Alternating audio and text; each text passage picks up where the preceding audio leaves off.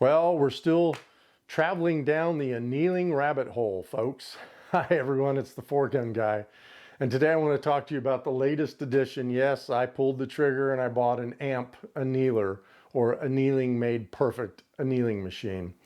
And if you remember, it was just about a month and a half, maybe 2 months ago, that I did a review on the Bench Source flame annealer. And the results of that kind of came out mixed. Remember, I think I said at the end of that from a flame annealer standpoint, I probably would have just stuck with my annealies. And but we'll have some more conversation about that later.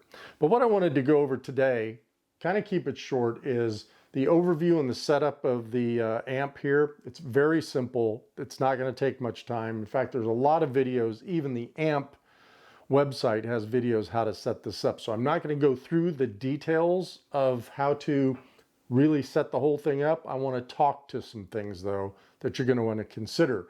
Then I want to go over my annealing process that kind of speeds things up for me, because I'm not going to pay $450 to $500 for an automatic feeder. I'm just not going to do that.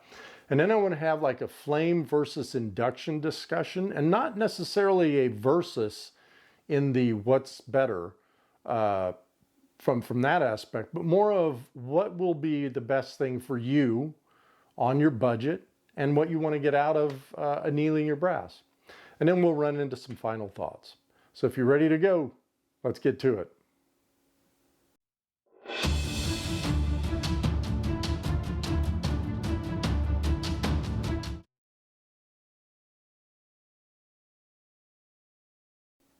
All right, well, from an overview standpoint, it's really simple. The operation of this thing is so simple. There are some instructions to set it up. You're basically going to tell it which insert, there's an insert here for the case, which insert you're using, and then you're going to place a sacrificial cartridge in the case holder. You're going to put that in here. You're going to tell it to test the case. It's going to run the test, and it's going to basically nuke this case. So you can't reuse this case again. And I'll put a picture of this thing up there. It's pretty destroyed. But that gives the machine the information it needs to give you the code that you're going to use going forward for these cases. So remember, this is alpha 6mm BRA brass. And so I have the code for that. I've written it on the top here. And from now on, I just use that code and I start annealing. If I was going to use this on my 6.5 Creedmoor alpha brass, I'll just do the same process. I'll take one of those cases, sacrifice it. It'll give me the code for that brass. And then I would use that code going forward whenever I wanted to anneal that. So a lot of good options there to anneal multiple types and sizes of brass. Well, again, there's not much to it. I'm going to put a link to their setup video. It's very easy to follow. And as I said, it took me like 5 minutes to get this thing up and running and set it up. It's really got 2 fans in here. This is the Mark II annealer. It's got 2 fans. It's generally running on a lower fan setting when I start annealing. And then if I go up to like 50 rounds in a session, one right after another, the kind of like the booster fan will kick in here, and I'll get a lot more air flowing through it. And that's a built-in function, so it doesn't mean anything's wrong. It just means that it needs more air to cool down the annealing coil. So that's that. Let me go ahead now and get the camera in here. I'll zoom in and we'll talk about my process and what I did to kind of move things along a little bit.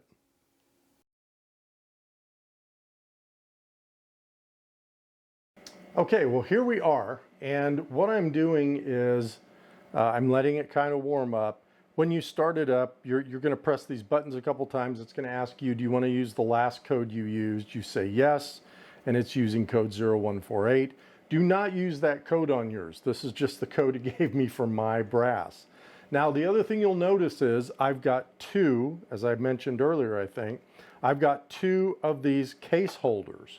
And I'll put all the information up there where you order these, but these are just standard case holders, and then you get this Annealing Made Perfect brass holder that these just kind of pop into, okay? And you need this because these cases are really, really hot. Now, you can set this up to be automated. So when I put the case, when I put my brass in here and I drop it in, I can set this up to where it will automatically sense that I've just put a case in there and it will anneal it. For the first few times that I'm going to be using this, I want to do this on my own. So I'm going to hit start. The light's on for what? 4 seconds, and that's annealed. It's done, okay? And it says the count is 1, annealed. I'll bring this one out, and I don't know if you can see it on there, but this thing is burning hot. So then I've got my tray here, and I'll just lay that in the tray. Now, here's how I generally do this. 1, in, start, 1 in this case. It's done, out, in, start, it's done, out, in, start, it's done, out, in, start, and so forth. So I just go through this process, and look, I don't know how long this is taking me, but I'm going to say it's probably taken less than, or right around 5 to 6 seconds per case. And so I just sit here and run through this stuff. It doesn't take that much time.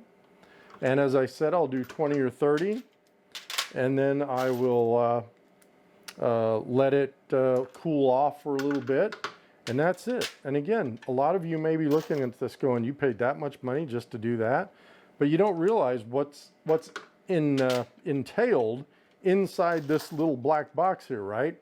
This thing has the logic to read the cases, read the metal, understand what the correct annealing for that is going to be, and then do it perfectly the same every single time. So there you go. The other thing I like about this is it's very easy, right? I'm done, I'm annealed, I can set these here, I can put this down, I can go eat dinner, do whatever. I'm not messing with flames or anything like that. So that's my process. Let me go ahead and move on to the flame versus the induction discussion then.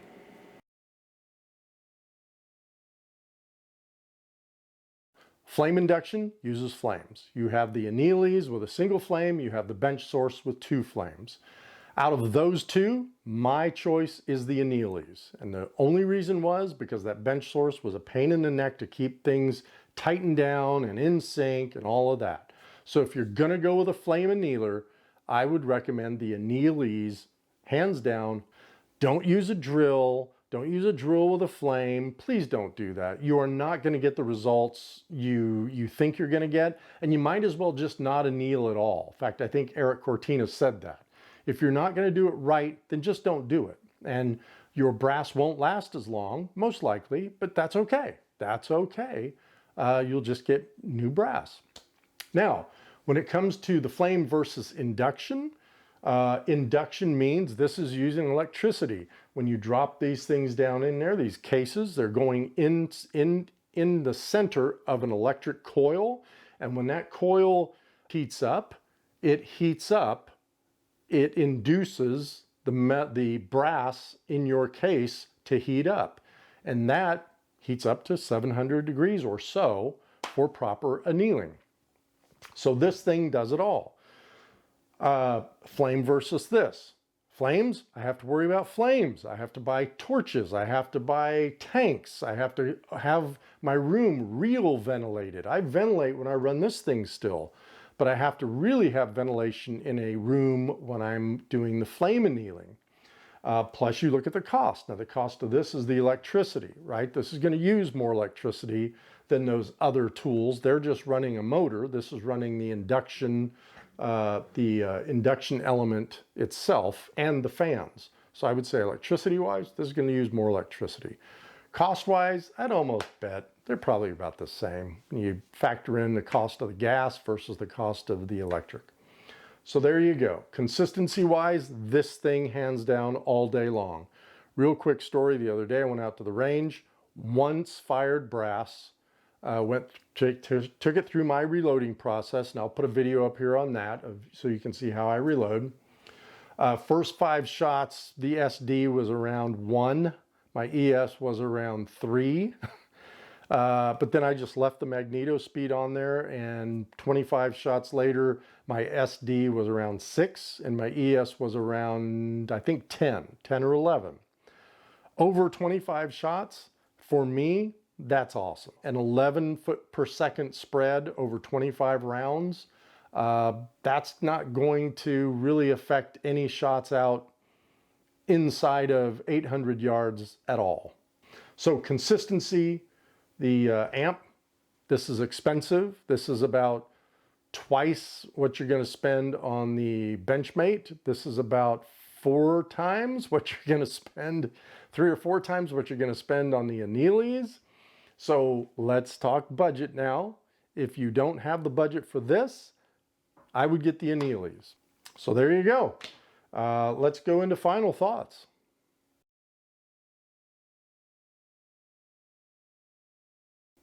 All right, final thoughts. It's pretty simple. I love this thing. This is one of the easiest pieces of equipment that I've bought so far for reloading. Pros, as I just said, simple, easy, fast. In my opinion, you saw the way I did it with my process. I can go through 100 cases in probably 20 minutes, if that. I'm not going to buy an automated feeder for this. I just don't see the point in me spending another $500 for that. I just won't do it. But you could if you wanted to. The pros and cons, annealing, this is the induction annealing. I think the consistency here is perfect. It's going to be a lot more consistent than the flame annealers. Flame annealers' downside is there's all that stuff to worry about. I have to worry about flame adjustment and tanks and hoses and the motors and all this other stuff that I don't have to worry about with this. But from a budget perspective, as I just said, if your budget doesn't allow for this, then I would stick with an Annealers.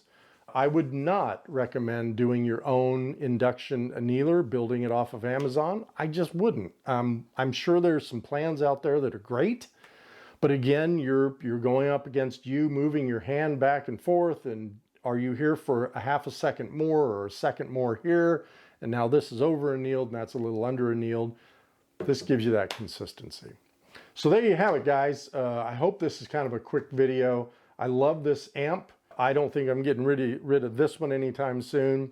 And to be really honest with you again, like my buddy Jeff says, if you have the means to go right to this, then I would go right to this. Don't waste your money buying something, using it, finding out you want this, selling that, getting this. Just go right to this if you can. If you can't, then it's the Annealers. Well, hey, thanks for watching, everyone. I've got some other videos coming up. I know it's been a while since I posted one, but I'm getting back into it now that the holidays and all that stuff are over. And until next time, shoot straight.